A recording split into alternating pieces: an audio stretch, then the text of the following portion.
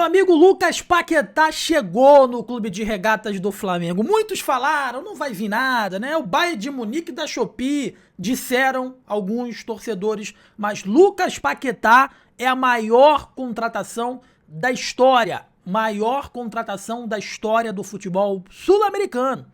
Não é do Flamengo, não. Maior contratação da história do futebol sul-americano chegou.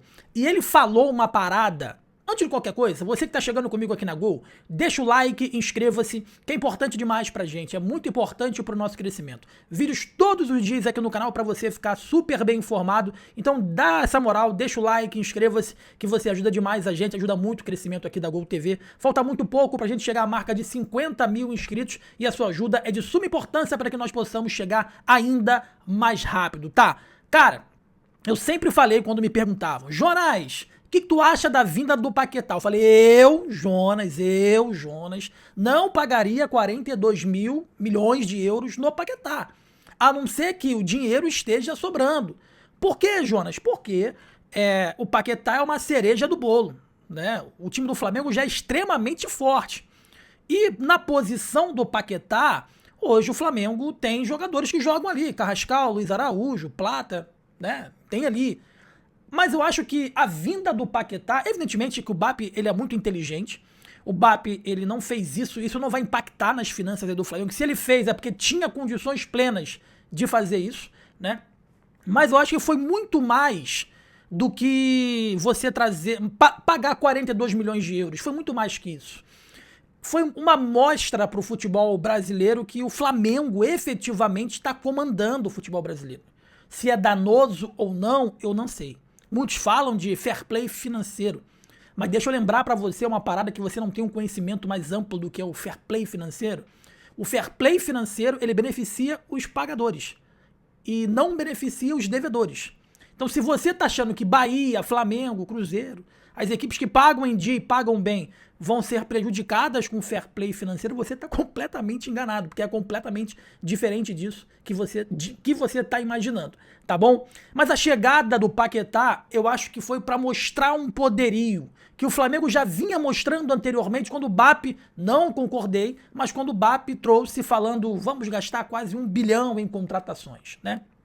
E o Paquetá, ele confirmou isso que eu falei aqui, de que ele é uma contratação que, como eu posso dizer, que o Flamengo não precisava. Não precisava, o Flamengo não precisava da contratação do Lucas Paquetá. Porque o Flamengo já tem um elenco, para a posição dele, o Flamengo tem 3 caras. E evidentemente que o Paquetá é diferenciado, jogador de Copa do Mundo, de seleção brasileira, estava na Premier League e tal. E o Paquetá falou, eu não sei, essa frase é extremamente impactante, que o Paquetá disse. Teve 2 coisas muito impactantes, foi essa frase dele, né, e o filho dele falando também lá pra Flamengo TV. Então ele falou assim, eu não sei se o Flamengo precisava de mim, talvez não, né, mas eu precisava muito do Flamengo. E a grande questão foi que ele se esforçou ao máximo para poder voltar pro futebol brasileiro. E ele tinha mercado lá fora, cara. O Manchester City, até um pouco tempo atrás do Guardiola, estava querendo contratar ele por quase 70 milhões de euros. E ele escolheu voltar, ele escolheu jogar no clube de regatas do Flamengo. Eu acho que nesse ano, ou nos últimos anos, é a maior contratação do futebol brasileiro. Não lembro de uma contratação tão grandiosa quanto essa. Enquanto o Gerson virou as costas por dinheiro, o Paquetá largou dinheiro, né, para poder voltar a ser feliz no rubro-negro carioca. E a pergunta que o torcedor tá fazendo é a seguinte, o Paquetá joga ou não joga contra o Corinthians no domingo, cara? Vou trazer a informação completa aqui pra vocês, porque o jogador assinou o contrato nessa quinta-feira e vive a expectativa de já ser regularizado no bid até sexta, para poder já viajar com o elenco. O Flamengo corre contra o tempo para poder ter Lucas Paquetá já na partida do próximo domingo contra o Corinthians pela Supercopa do Brasil em Brasília. O jogador chegou ao Rio de Janeiro no dia de ontem, né, para poder assinar aí com o Flamengo um contrato de 5 anos e agora vive a expectativa de sair no bid. O clube fez todo o possível para agilizar esse processo, mesmo com a negociação ainda em andamento. O Paquetá realizou exames médicos em um hospital e foi ao Ninho do Urubu no fim da tarde para os últimos testes antes da assinatura, tá?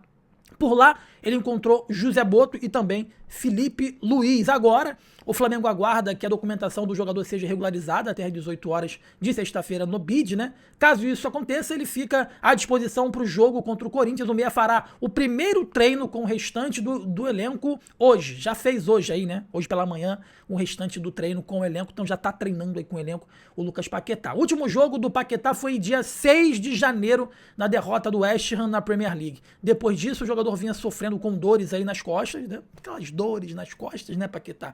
E não queria também mais entrar em campo pela equipe inglesa, tá? Até fechar essa negociação aí com o Flamengo. Ele também não estava treinando com o elenco, estava treinando à parte, tá?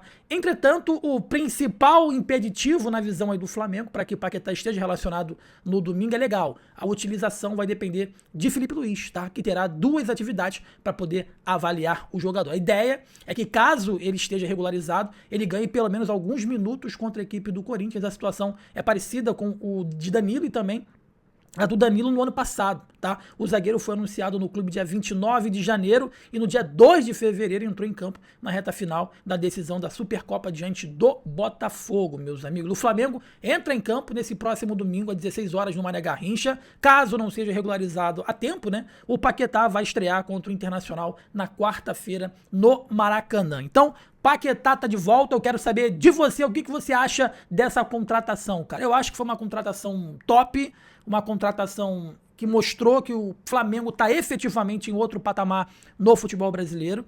Chega para ser titular.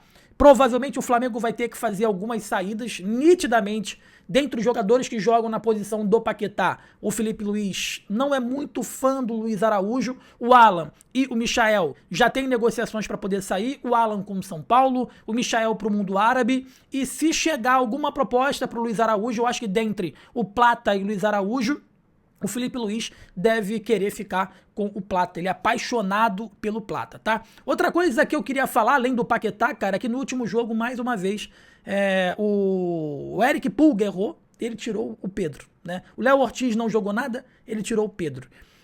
Evidentemente, criticar o Felipe Luiz nesse momento é muito cedo, é o início da temporada ainda.